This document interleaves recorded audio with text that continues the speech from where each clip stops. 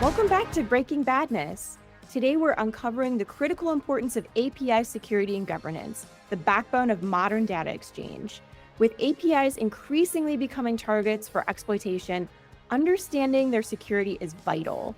We spoke with Matthias Friedlingsdorf, co-founder and VP of Research at iVerify, on his experiences in detecting advanced threats like Pegasus and how organizations can build resilient API postures. We're also joined by Tristan Kalos, CEO of Escape, who spoke to us about why securing APIs starts with a robust inventory and governance, and Aqsa Taylor from Gutsy, who guided us through how proper process intelligence keeps APIs secure from vulnerabilities. With your hosts, Callie Fensel, Sean McNee, and Daniel Schwalbe, let's dive into today's episode on API security, governance, and keeping your data locked down. What could you tell us about, for our listeners that might not know, like some differentiators between desktop and mobile security? Yeah, so on a desktop, and we've seen this with CrowdStrike, right? On a desktop, you have a lot more privileges so that security companies can be part of the kernel. That means they are part of the operating systems. That brings you privileges, but it also always endangers that you could break certain things. And we've seen it with CrowdStrike, unfortunately, that this happened. And on mobile devices, you don't have this same level of privileges. You are one part of an app which is very not privileged. And that also means you're not going to get access like for process listings or for you cannot look outside of your sandbox. So you're not just able to check for certain files. Yeah, that makes it very much difficult because an attacker that gets onto the system is always using exploits, vulnerabilities to gain the highest level of privileges, like similar to the operating system. And you, as a defender, you're not. You're like a very small mouse and you have a very strong cat as an attacker. So you need to start being very creative. What are some mobile security myths that you'd like to put to bed? Yeah, so in general, I would say that mobile devices are as powerful as any desktop device. So this phone has the same computing powers than a desktop, just like a couple of years ago. And those are limited in terms of functionality for your apps. But if you're running as an attacker with high privileges, you can do whatever you can do on a desktop. It just doesn't matter. But those devices are often overlooked. So people let them go in their Wi-Fi networks. They let them go onto their VPNs. They let them be your second factor authentication. And those devices also contain like all your personal and private information. Some even say like this is an extension of your brain. But they're like overlooked in terms of security because people just think they're secure. And they're clearly not. Yeah, that's important, right? These devices are our lives. I think about everything I have on my phone. I'm like, I've got my banking stuff, I've got all my messages, I don't. And as the end user too, I think like I'm not interesting enough for somebody to want to get into my phone, and that's absolutely a myth too that people should consider, right? Yeah, I would always say there's two types of attacks. You have targeted attacks, which are more focused on a company or on a person, and you also have mass market attacks. Those are attacks where the attacker is not really caring who he is going to target. See all your phishing emails, but the same way as phishing SMS, these are just like mass spread out into the world, and whoever is going to be catched, they're happy to get those. So that is a threat that everyone should be worried about because you can't just say, oh, I'm not interested enough. You catch those. Same happened with WannaCry in a way.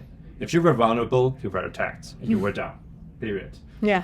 If you run your phones on an older version of an operating system and there's a vulnerability out there that gets exploited and you're vulnerable, you might get caught. There's a case for Predator malware where I think it was a Southwest Asian threat operator took those Predator infection links, like the URLs where people click on, they put it openly on Twitter, which is now X, under posts of the European Commission and European Parliament. It doesn't matter if you were targeted or not. If you were looking at that thread and if you were clicking on that link, your phone got infected. So that is not just like it in terms of a target. Sometimes we see that there's commercial spyware, and it's not the commercial spyware company. There's also a difference between the company that provides the capability and the operator that is using it. And if some of those met up in a way, a very simple targeted attack at first could get into a mass spread attacks. Yeah. I was wondering if we could shift gears a little bit as something else that is near and dear to everybody who's had a phone recently. Recently, like since the invention of it, or? I'm getting to the migration of phishing over text message, moving into smishing, and the quote-unquote joys people have been getting saying, hey, you have a package, or hey, you need to verify your address. Have you seen interesting data or work on smishing recently as part of what iVerify has been doing? So that is a saying that is not going to stop. I'm sorry about that. Yeah, I think it becomes more and more prevalent that this is happening. Even in older times, I saw that like those package links you mentioned at the very end even lead to the installation of a mobile Android application that had system privileges, and attackers were using that. And those attacks get even more and more easy because we recently discovered a malware framework. It's called Ghost Hook, which essentially allows an attacker to just send you a URL.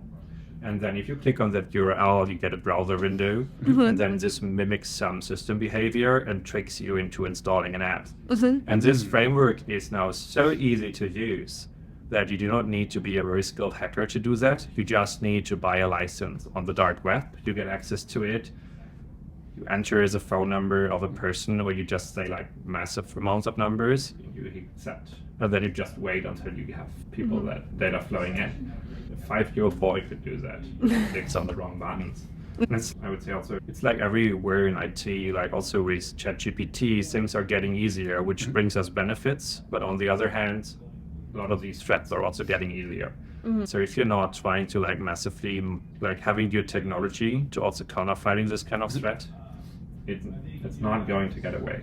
And I think it's also being too complex for an individual person or company trying to deal with it on your own. What else can you tell us like about how to protect yourself using your own device, or if you're using a company device, trying to stay ahead of those threats? Yeah, there is mobile security products available, and obviously we at iVerify have our own approach to those. So what is definitely important is take one of our products or approaches. We have a couple of guides that even tell you how you can further lock down your phone based on your own appetite. And this is something which really resonated well with a lot of companies because we give the security a little bit back into the control of the user. And it's more than a traditional security app can do, or like even an MDM could do on the device. For us, it's also very important that they're privacy sensitive. So iVerify is not collecting or reading your text messages, or we're not like completely reading your network traffic and trying to figure out if you're attacked or not. We use very privacy sensitive approaches for that. Then in general, like some general advice or security hygiene is you need to treat your phone like your desktop. Everyone has a security solution on the desktop. Maybe on a Mac a little bit less than maybe on some other devices, but this is a common thing. So you also should do the same thing. You should make sure that you have someone that helps you stay on the latest version of your operating system, that is regularly checking your phone if there's any indicators of compromise, and if there is an incident, that you have a tool available that allows you to gather some advanced forensic data and check for that. That is just some general advice. Restart your device very often. We've seen that those attacks are not persistent anymore. That means if you restart your phone, they would have to reinfect your phone again. And every reinfection is a potential risk for them to being caught. And there's logs in restarting that also tell us, or could tell us, if there is one. We even have a feature that allows you to get reminders if you want to restart your phone. It's been a week. Hey, restart your phone. Exactly like that. Yeah. We try to help you to get in control of your security and also be in the driver so that you don't have to worry about that. If you follow our guides, if you follow our recommendations and do a threat hunt every once in a while, you should be good to go. And it shouldn't be depending on some management profile, MDM, or some company administrator that is closely monitoring your phone and might be creeping on that. iOS and everybody's favorite way of hacking into iOS, Pegasus. Like I know a lot of companies and organizations have been concerned about possible Pegasus infections from around the world. And I know you've been doing a lot of work to identify Pegasus stuff. I'd love to hear your take on Pegasus. Yeah, to be very clear, so we at iVerify also, Pegasus is for us just one of multiple commercial spyware vendors which are out there. But of course, it's the most famous one, it's the most prominent one, it's also one of the most researched one. So At iVerify, we recently launched a feature in May, which allows you to gather some advanced forensic information. We call it Do a Threat Hunt on the iOS app for both consumers and for enterprises. And during the last, we did a study about 3,500 devices that we analyzed, and we found 7 detections of Pegasus on those. Some of those were voter infection, some of those were like neuro infections, and we had high-ranking government officials, we had business CEOs, we had human rights activists or even journalists that are attacked. It's just across the branch. It's not just human rights activists or it's not just government. It's a lot of those detections were like really across everyone, which, if you ask me, is a little bit concerning in some way. And I did not expect this number to be as high as 2.5 infections in 1,000 devices. Yeah, but it's the very first time that we had this capability to actually look and find out if devices are infected. Yeah, and it's the first statistic that we can tell on that story. Yeah, and I do hope that this raises also a little bit more concern and changes the perception on Pegasus and some of the spyware that we see. Yeah, it's very concerning to have this sort of commercial spyware that can be installed without the end user knowing, without the end user agreeing to anything. Once governments find a taste for some of that power, it can be disconcerting if other people decide to abuse it. So I'm happy to see we're able to get some stats and some understanding around how this is actually being used. So it's not NSO sells this to governments. This is what they say. But what happens if NSO get hacked? So if someone gets the capability from hacking NSO, and we have seen the NSA get hacked, we have seen the CIA get hacked, we have seen with Hacking Team another commercial spyware get hacked. Yeah. If those get hacked, the threat actor doing that is going to get control to infect 1 billion devices possibly if they want to. They just need to know a phone number, they click enter and that's it. Yeah. Or if NSO gets into financial trouble.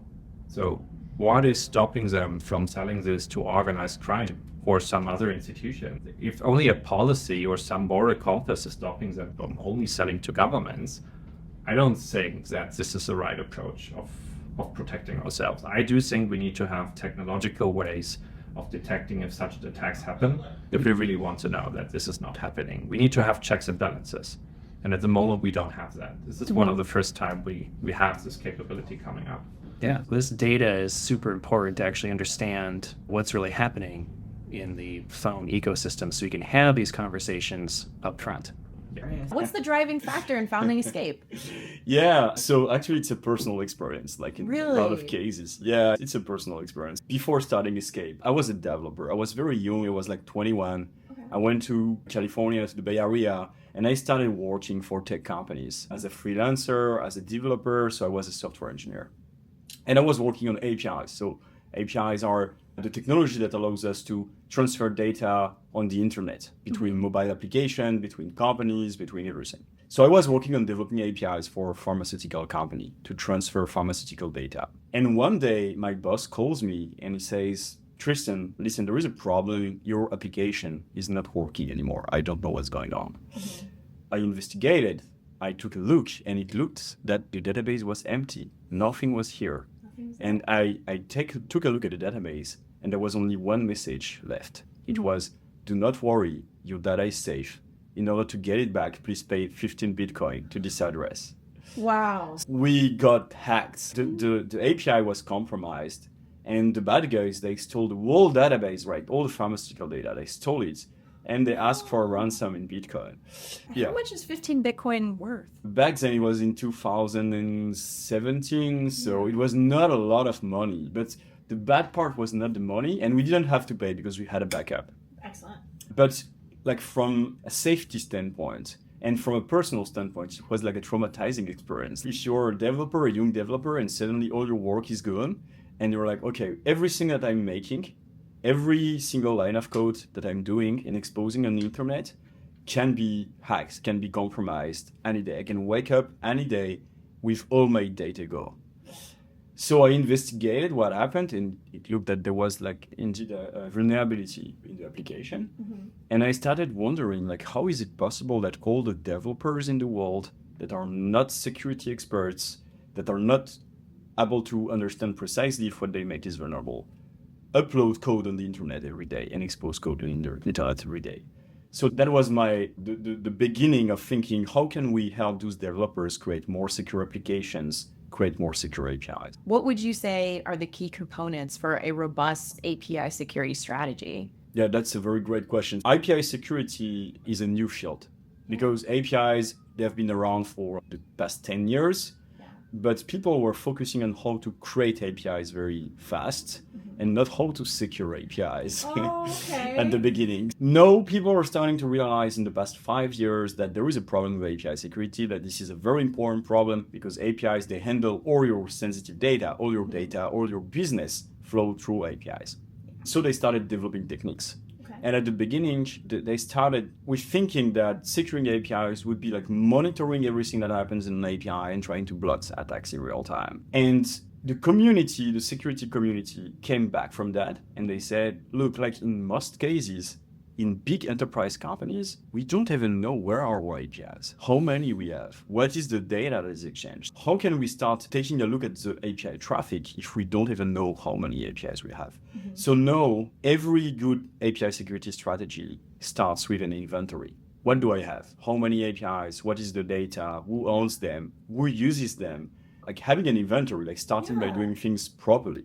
And when you have that, then you have like different options for securing your APIs. You can monitor the traffic, you can test the security of your API at runtime, or you can also integrate with the developers and analyze the API code to find security issues and help them fix it. So those are like mainly the three possibilities that you have. So I just want to zero in on what you had said. So APIs are newer. I had somebody on the show a little earlier and we talk about industrial control systems. And I feel as things are created, we don't necessarily think about like how this could be hacked. Would you say that's pretty accurate? Like we're just a little too excited about it maybe? Yeah, this is absolutely true. And this is normal as well because the role of any company is to create value, move fast, like iterate fast and create a business. And security in this context is a slowdown. It's slowing you down. And so you have to find the right balance between security and the pace of development, the pace of evolution and the business. And when there is a new technology, generally everything is focused on developing the technology and not slowing it down with security. So this is what happened for industrial control system. This is what happens for API. This is what happened for also like machine learning and LLMs. And so now we are trying to fix the security of LLMs after. Can you share maybe like an example where effective API security prevented a major breach maybe? For instance, a very famous story, Coinbase, the company. Yeah, absolutely. So this is a public story, and I'm not breaking any NDA here. Coinbase, they have a way to exchange like cryptocurrencies through an API or through like a UI that is connected to an API. And a security researcher discovered that you could trick the API into exchanging money that doesn't belong to you because the API was not properly protected. So if you said, I'm going to send this amount of money from me to this person, but instead of sending like your account number, you send someone else's account number. The API didn't check it and still send the money. So I could steal the money from anyone. Anybody could steal the money from anyone. And just because the API was not properly protected. So it was a security researcher that found this breach that could allow anyone to steal cryptocurrency from anyone on Coinbase, which is huge. And this person was awarded a bounty of $250,000 just for this vulnerability, for this finding. Wow, that's incredible. I had not heard that story before. I'm going to pivot just slightly. So you've indicated for our listeners, I like to ask our guests beforehand, what would they like to talk about? API governance. Yes. Some of our listeners might not be familiar with what that is. So could you share that definition? Yeah, of course. So the idea of governance is the idea that everything that happens, like all the development of APIs in this context, has like standards, go through like a normal process of approval, that it's the risk of misuse or limits the risk of compromission. So for governance, you need to have an inventory. Else you can govern what you don't know that exists. So you need an inventory, and then you need to put in place processes, and that's where the hard part is. If you have too many processes, people will find like sideways, and they will not go through your processes. But if you put no process, then people are going to do many things that are risky. So the challenge of governance is first understanding what you have and keeping up to date what you have. Enforcing processes and finding the right processes. Okay. When people need to figure out like how many APIs that they have, is that improving, would you say, in this context? First of all, you have to understand there are different kind of companies regarding APIs. And mainly two kind of companies. Okay. The ones that were created after APIs were a thing. So mostly tech companies, like mid-market, large-scale tech companies that were created in the past 10 years or 15 years. And they were created with APIs from the very beginning. So they have a good understanding of what they have. And then there are the enterprise companies that have been around for a very long time, that were very large scale when APIs appeared.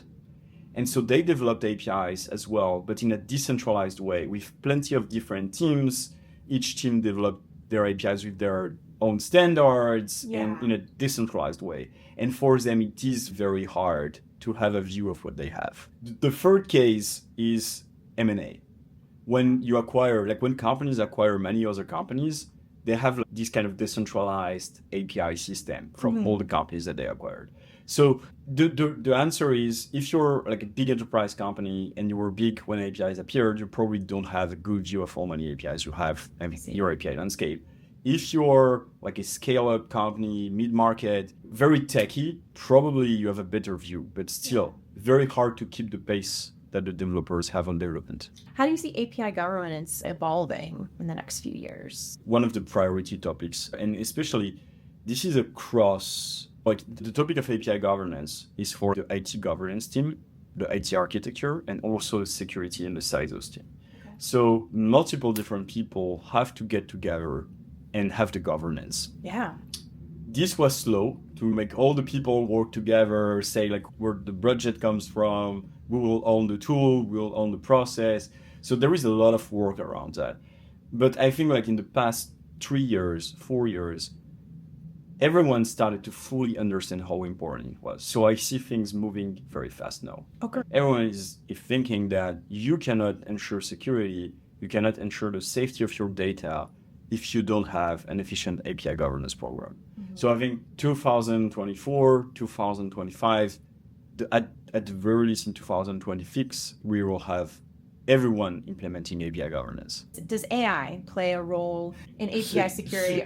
So the fun fact is I am a machine learning engineer originally. Okay. So before starting Escape, I was working in machine learning research, IA research on source code analysis. Okay.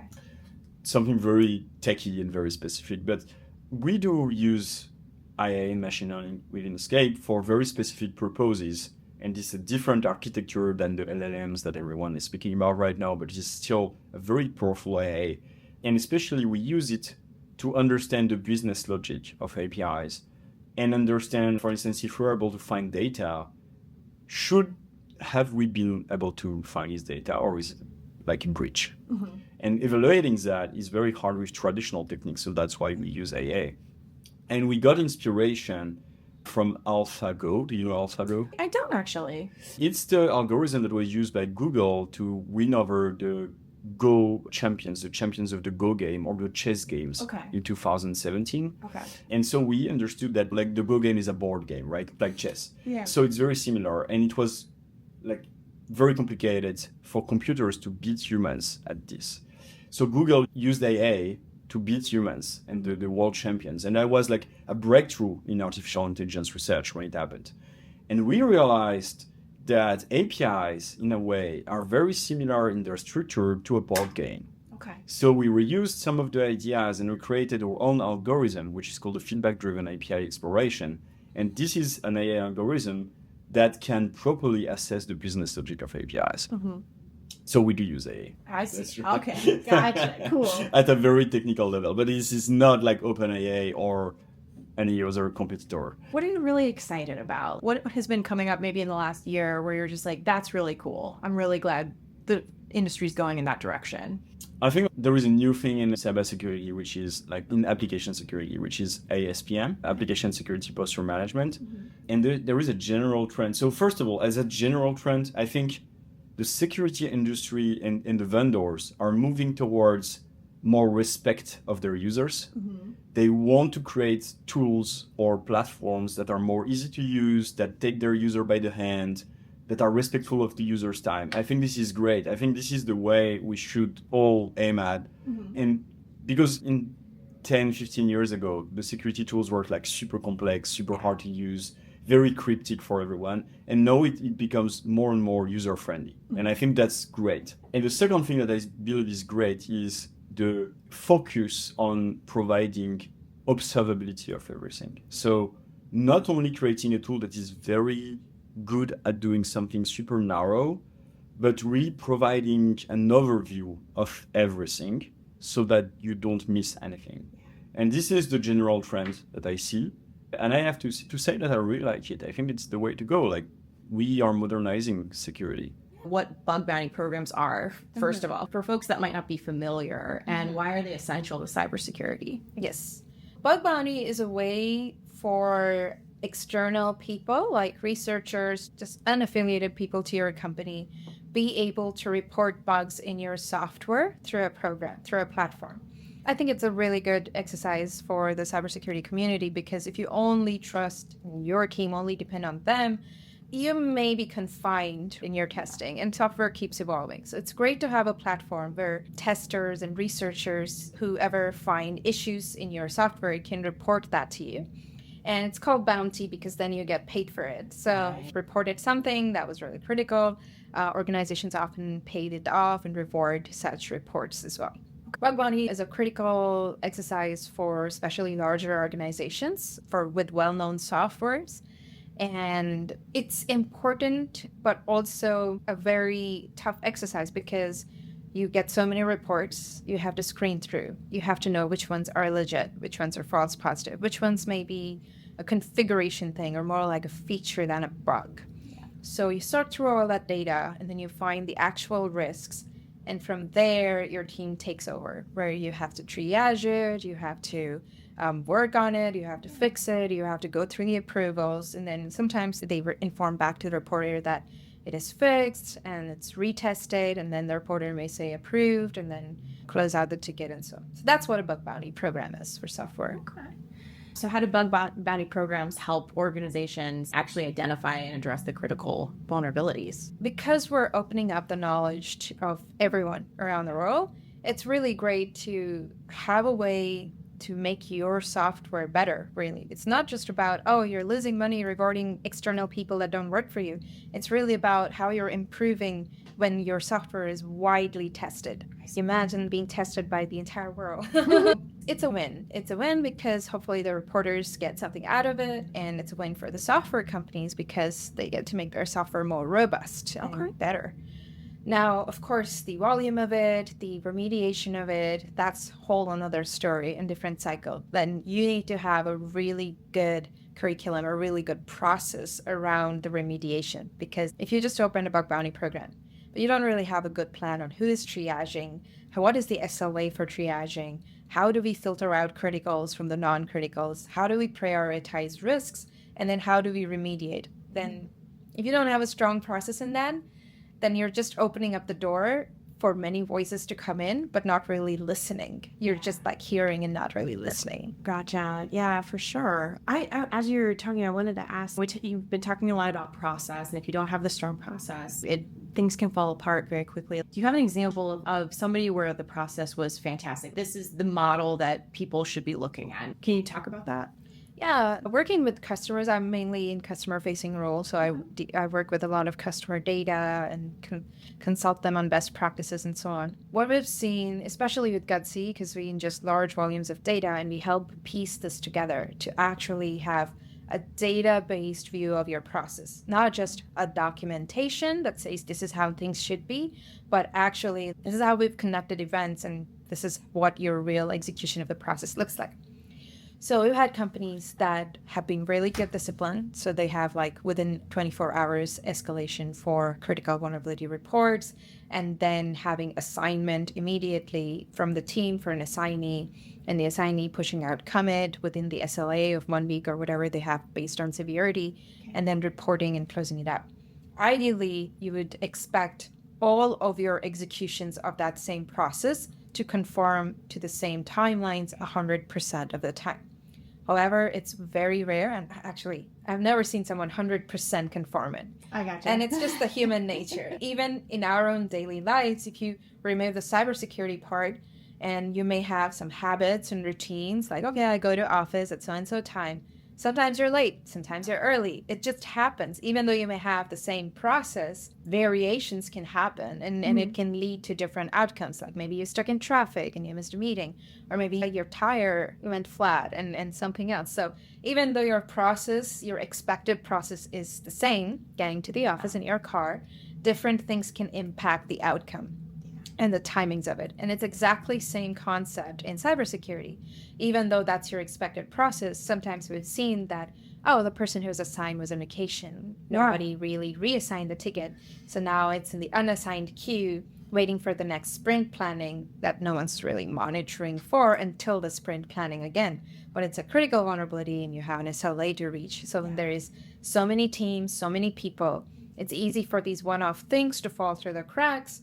But it's so important, especially if it's an external report of the vulnerability and you still haven't done something about it, then it's already public knowledge. Yeah. It's already public knowledge that this issue exists, and now you're even more under pressure, but you don't even know about it since you expect everything's working fine, but it's the one outlier, something that's just out of bounds in your process, but you don't have visibility to it because everything else looks so great. Gotcha.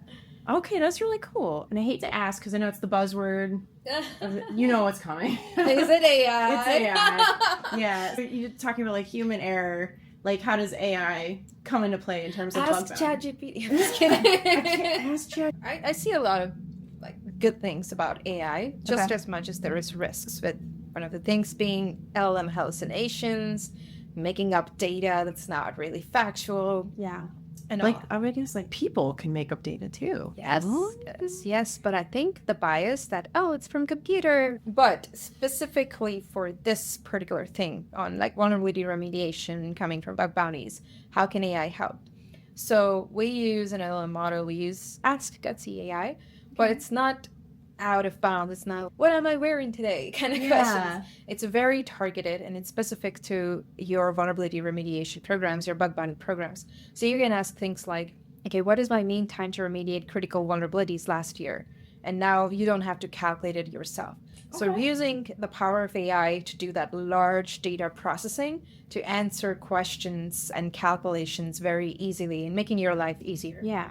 And also being very granular, like, how many criticals were discovered in my production environment? How did I do in production versus dev environment or testing?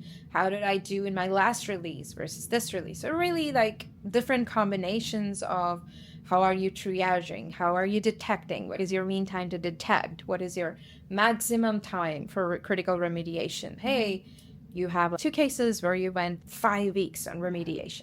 So being able to easily find that data from the large pools of data coming from different tools and different platforms, I think that's where the value of AI shines through.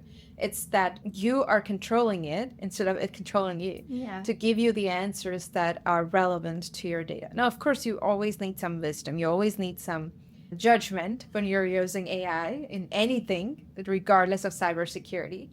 But being able to direct it to search from your large pools of data and calculate this for you automatically, I think that's where the advantage really comes in, specifically for bug bounty and remediation programs for vulnerabilities. Yeah, that sounds really reasonable. Would you say, walking away from this, what would be the best practices that you would recommend in using AI with bug bounty programs?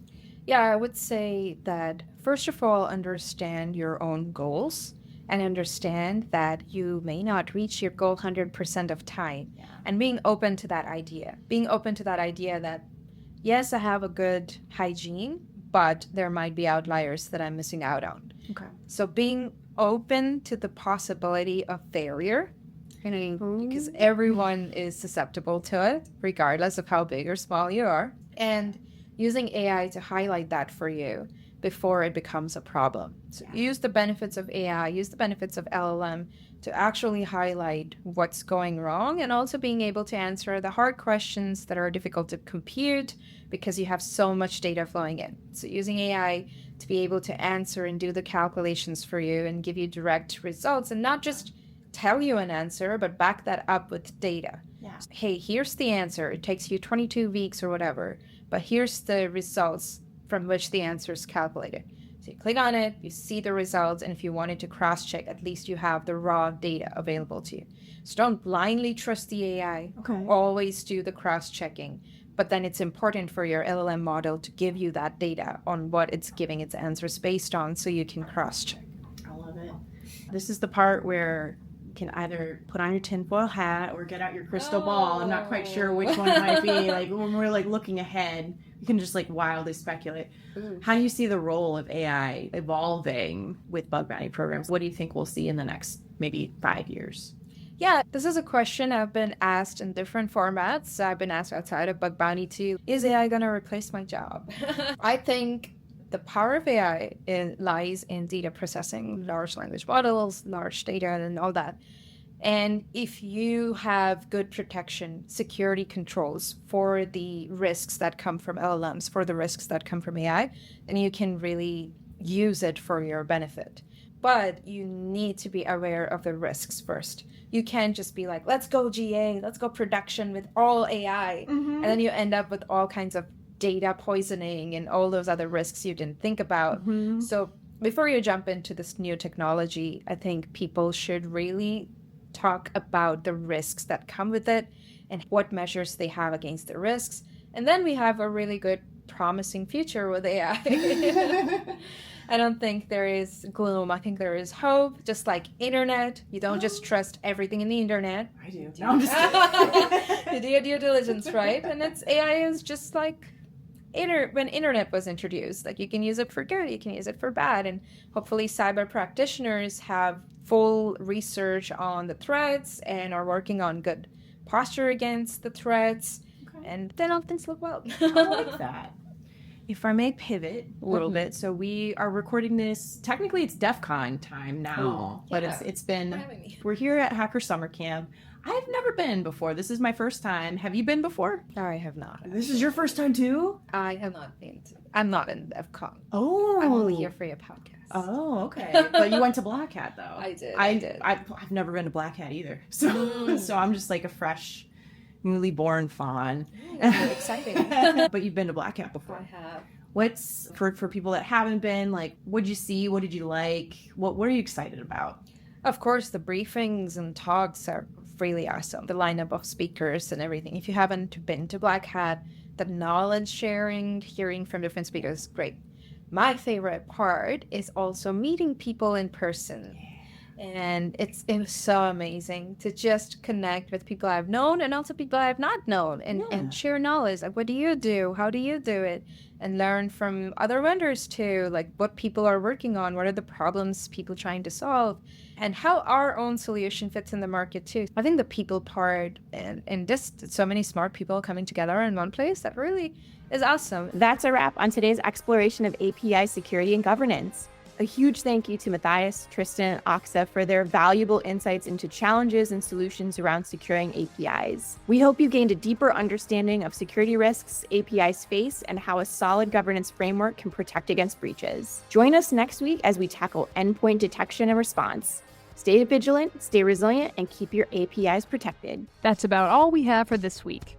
You can find us on Twitter @DomainTools. All of the articles mentioned today will be included in our blog post, which can be found at blog.domaintools.com. Catch us every Wednesday at 9 a.m. Pacific Time when we publish our podcast and blog. That's it for this week. We'll see you again next week on another episode of Breaking Badness. Until then, remember, don't drink and click.